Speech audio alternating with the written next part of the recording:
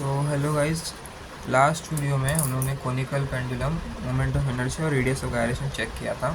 Conical pendulum में important है, अगर वो नहीं देखा है वीडियो तो देख लेना वीडियो।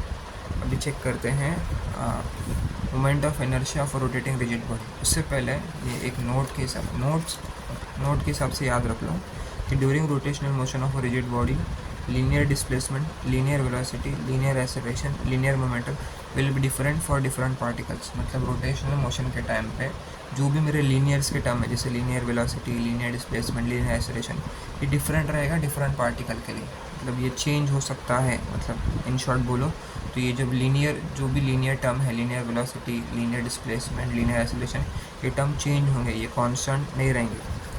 और सेकंड क्या है, for rotating rigid body, angular displacement, angular velocity and angular acceleration will be same for all the particles. मतलब जो भी मेरे एंगुलर वाले टर्म्स हैं, angular velocity, angular displacement, angular acceleration, ये सेम रहेगा, ये कभी भी चेंज नहीं होगा, ये कांस्टेंट रहेगा रोटेशनल मोशन के टाइम पे। ये दो स्टेटमेंट याद रखना, ये कभी भूलना मत। चेक करते हैं, सिंपल है, moment of inertia for rotating rigid body. अगर ये डेरिवेशन समझा तो इसके आगे और 3 डेरिवेशन है जो सेम यही कॉन्सेप्ट पे बेस्ड है। तो अगर ये एक समझा तो वो आराम से 3 समझ जाएंगे, थोड़ा डिफ़िकल्ट नहीं है। डायग्राम चेक करो, ये रिजिड बॉडी है। मैं डायग्राम में सिंपल है, ये इसके अंदर बहुत सारे मासेस के पार्टिकल्स रहेंगे। तो मैं एक M1 पार्टिकल लेता हूँ मास का, एक M2 पार्टिकल लेता हूँ मास का, M3 पार्टिकल लेता हूँ। कितने होंगे? n नंबर्स ऑफ पार्टिकल्स रहेंगे, तो मैं mn नंबर का पार्टिकल्स लेता हूँ। मतलब मैं M1 से कहाँ तक जा रहा हूँ, mn तक जा रहा हूँ। n नंबर ऑफ पार्टिकल्स रहेंगे ना मेरे एक बॉडी में। तो और ये क्या है, कैपिटल M है, ये पूरे मेरे बॉडी का मास है। और ये मेरा क्या, एक्सिस ऑफ रोटेशन, ये है मेरा ओरिजिन O। ओरिजिन से लेके M1 तक का डिस्टेंस है R1, ओरिजिन से लेके M2 का R2, ओरिजिन से लेके M3 का R3, ओरिजिन से लेके Mn तक का Rn। Simple.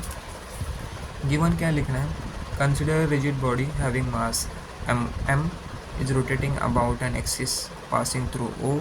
Let m1, m2, m3 up to mn with the mass of particle which are at distance r1, r2, r3 up to rn. अभी हम लोग कैलकुलेट करते हैं मोमेंट ऑफ इनर्शिया m1 का। कैसे भी देखो, मैं m1 का मोमेंट ऑफ इनर्शिया कैलकुलेट करूँगा, फिर m2 का मोमेंट ऑफ इनर्शिया कैलकुलेट करूँगा, m3 का, फिर अप टू mn तक का मोमेंट ऑफ इनर्शिया हम लोग कैलकुलेट करेंगे। तो अगर मुझे टोटल बॉडी का मोमेंट ऑफ इनर्शिया कैलकुलेट करना है तो मुझे क्या करना पड़ेगा, इन जो मैंने मोमेंट ऑफ इनर्शिया निकाला ना मास का, m1 से लेके mn तक जो भी मोमेंट ऑफ इनर्शिया निकाला है उन सबको ऐड कर दूंगा, तो मुझे कैपिटल M मतलब टोटल बॉडी का मोमेंट ऑफ इनर्शिया मिल जाएगा ना। सिंपल है। तो मैं मोमेंट ऑफ इनर्शिया निकालता हूँ m1 का। हम लोगों ने मोमेंट ऑफ इनर्शिया का फॉर्मूला चेक किया है ना, क्या होता है, I is equal to mr² ना, mr²। इसमें m क्या था, मास ऑफ बॉडी, और r क्या था, परपेंडिकुलर डिस्टेंस। यहाँ पे चेक करो ना, m क्या है, यहाँ पे m1 है, और परपेंडिकुलर डिस्टेंस क्या है, r है ना, r1। तो यहाँ पे मोमेंट ऑफ इनर्शिया m1 का क्या होगा, I1 equals to m1 r1² ना। सिंपल। यहाँ पे चेक करो, I1 equals to m1 r1²। Similarly I2 क्या होगा, I2 में moment of inertia of mass 2 ना, तो यहाँ पे मास 2 है तो m2, और m2 के लिए डिस्टेंस क्या है, r2। Simple, m2 r2²। I3 क्या होगा, m3 r3²। हम लोग कहाँ तक जा रहे हैं, In तक ना, mn तक, मतलब moment of inertia of nth मास। तो In equals to mn rn²। मैंने बोला टोटल निकालना है तो क्या करूँगा, इन सबको ऐड कर दूँगा। ऐड किया, m1 r1² plus m2 r2² plus m3 r3² up to mn तक।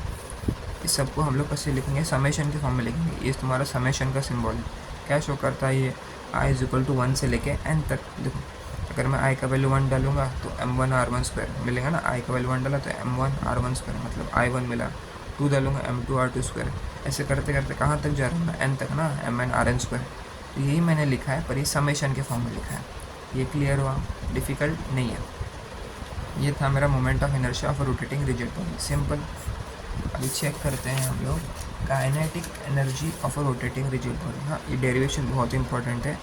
Kinetic energy of a rotating rigid body. Simple, ये रिजिड बॉडी है, कुछ नहीं है इसमें। जो मोमेंट ऑफ इनर्शिया का था वही टर्म्स है। देखो, m1 r1, m2 r2, m3 r3 और mn rn। अभी जो ये बॉडी है ये मेरा रोटेट कर रहा है ना, कुछ ना, देखो रोटेट कर रहा है ये एक्सिस के अलॉन्ग। ये मेरा ओमेगा है, एंगुलर वेलोसिटी।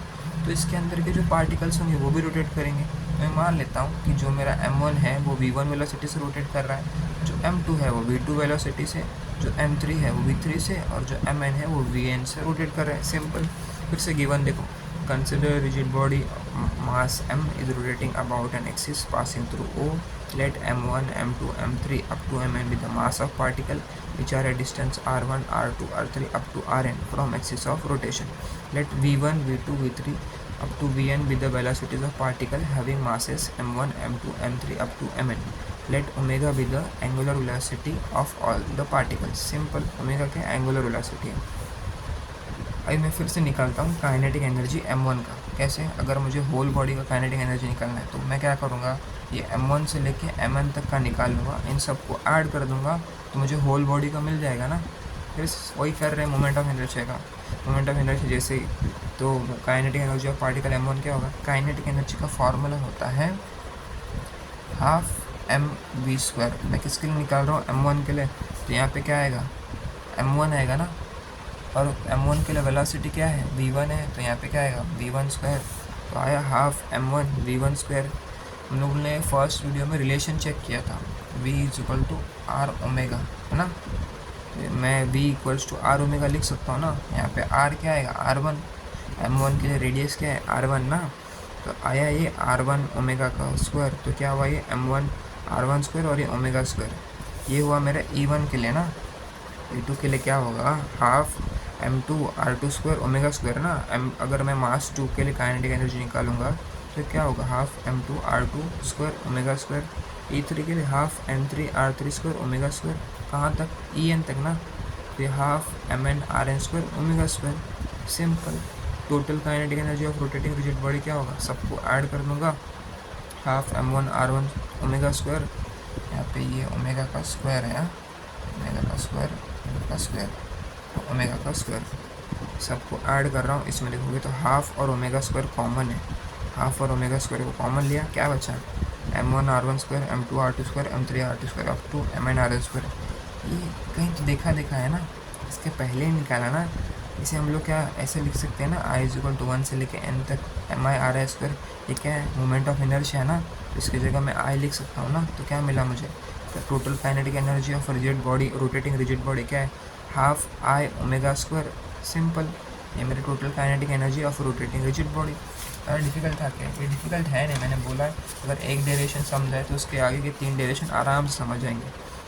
मैं क्या निकाल रहा हूँ? सिंपल है, टॉर्क और मोमेंट ऑफ फोर्स निकाल रहा हूँ। टॉर्क का फॉर्मूला होता है r इंटू एफ। यहाँ पे चेक करो, टॉर्क का फॉर्मूला है r क्रॉस एफ। ये है मेरा क्रॉस प्रोडक्ट।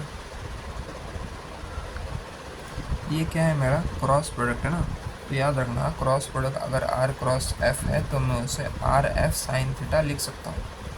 अगर डॉट प्रोडक्ट होता, मतलब मैं मान लेता हूँ r डॉट f होता, तो r डॉट f की जगह में r f कॉस थीटा लिखता है। ये 11 का टॉप पार्ट है, पर यहाँ पे रखना, याद रखना कि अगर क्रॉस प्रोडक्ट है तो मैं उसे r f साइन थीटा लिख सकता हूँ।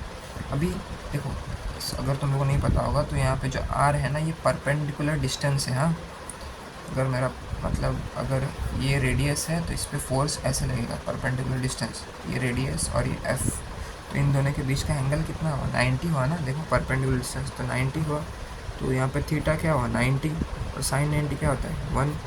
तो आर एफ बचा। फोर्स क्या होता है? मास इंटू एक्सेलरेशन ना। तो फोर्स की जगह मैं एम ए लिखता हूँ। और हम लोग ने एक रिलेशन चेक किया था, याद है? A is equal to r alpha. तो मैं ए की जगह पे आर अल्फ़ा फिर से लिख सकता हूँ ना। देखो, पहले फोर्स की जगह पे मास इंटू एक्सेलरेशन लिखा फोर्स की जगह पे, फिर मैं ए की जगह पे आर इंटू अल्फ़ा लिख रहा हूँ। सिंपल। ये आर और ये आर स्क्वायर हुआ, और ये एम आर स्क्वायर अल्फ़ा।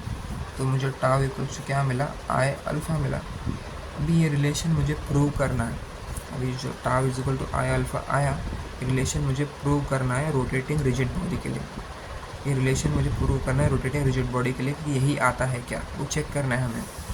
तो हम लोग चेक कर रहे हैं torque acting on a rotating body. ये तुम्हारा गिवन बॉडी है, ये सेम एज जैसे हम लोग मोमेंट ऑफ इनर्शिया और काइनेटिक एनर्जी के लिए किया था, ये सेम बॉडी है। अभी ये बॉडी पे टॉर्क लग रहा है, तो टॉर्क होता है ना एफ इंटू आर। तो यहाँ पे हर एक पार्टिकल के ऊपर फोर्स लगेगा। पूरे बॉडी के ऊपर फोर्स लग रहा है तो हर एक पार्टिकल के ऊपर भी फोर्स लगेगा। तो m1 के ऊपर फोर्स लग रहा है f1, m2 के ऊपर f2, m3 के ऊपर f3, और अप टू mn तक जा रहे हैं, इसलिए mn के ऊपर फोर्स लगेगा fn। गिवन देख लो, consider rigid body having mass m is rotating about an axis passing through O. Let m1, m2, m3 up to mn be the mass of particle which are at distance r1, r2, rn from axis of rotation. Let f1, f2, f3 with up to fn be the forces on particle having mass m1, m2, m3 up to mn. Same ही लिखा है अब तक given, हम लोगों ने कुछ भी चेंज नहीं किया। मैं क्या निकाल रहा हूँ, torque acting on mass m1। Same concept, अगर मुझे होल बॉडी के ऊपर टॉर्क कितना निकाल लग रहा है वो निकालना है, तो मैं क्या करूँगा, m1, m2, m3 up to mn तक निकाल दूंगा और इन सबको ऐड कर दूंगा तो मुझे होल बॉडी का मिल जाएगा ना। तो टॉर्क ऑन m1 क्या होगा, टाउ1 r1 इंटू f1, क्योंकि m1 के लिए डिस्टेंस क्या है, r1 है और फोर्स क्या है, f1 है। सेम यहाँ पे क्रॉस है तो r1 f1 साइन थीटा ना, थीटा क्या है 90 degree, sign 91 r1 f1। Force क्या होता है, मास इनटू एक्सेलरेशन ना, F is equal to mass into acceleration. ये किसके लिए निकाल रहे हैं, m1 के लिए, तो m1 आएगा, ये क्या होगा m1 इंटू ए क्या होता है r इंटू अल्फ़ा। m1 के लिए डिस्टेंस क्या है, r1 है ना, तो ये r1 अल्फ़ा, ये r1 और ये r1, तो r1 square m1 r1 square alpha. ये हुआ टाउ1 के लिए। टाउ2 के लिए चेक करें, टाउ2 के लिए क्या होगा, m2 r2 स्क्वायर अल्फ़ा। टाउ3 के लिए m3 r3 स्क्वायर अल्फ़ा। अब तो कहाँ तक जा रहे हैं, mn तक, तो mn rn square alpha. Total torque क्या होगा, टाउ इज इक्वल टू टाउ1 प्लस टाउ2 प्लस टाउ3 अप टू टाउ1। तो ये m1 r1 square alpha, m2 r2 square alpha, m3 r3 square alpha up to mn rn square alpha. यहाँ पर देखो अल्फ़ा कॉमन है, अल्फ़ा कॉमन लिया, m1 r1 square alpha, m2 r2 square alpha और m3। ये same फिर से ये मोमेंट ऑफ इनर्शिया है ना, इसे मैं summation i is equal to 1 से लेके n mi स्क्वायर लिख सकता हूँ। ये क्या होता है, मोमेंट ऑफ इनर्शिया है ना, मैंने इस पूरे टर्म की जगह i लिखा और ये i अल्फ़ा। हम ये रिलेशन प्रूव करना था, देखो i अल्फ़ा और यही आया ना, tau is equal to i alpha. अभी और एक डेरिवेशन है सेम इसके जैसा ही, एंगुलर मोमेंटम वाला, वो चेक करेंगे नेक्स्ट वीडियो में। ये दोनों डेरिवेशन अभी भी जो भी हुए, 3 हुए, एक काइनेटिक एनर्जी का, मोमेंट ऑफ इनर्शिया का और टॉर्क का। बहुत आसान डेरिवेशन है, मैंने पहले ही बोला है कि अगर एक आया तो बाकी के 3 भी आराम से आ जाएंगे। तो अगर वीडियो अच्छा लगा हो तो वीडियो को लाइक करना, अगर कंटेंट थोड़ा भी वैल्यूएबल लगा हो तो चैनल को सब्सक्राइब कर देना। Thank you.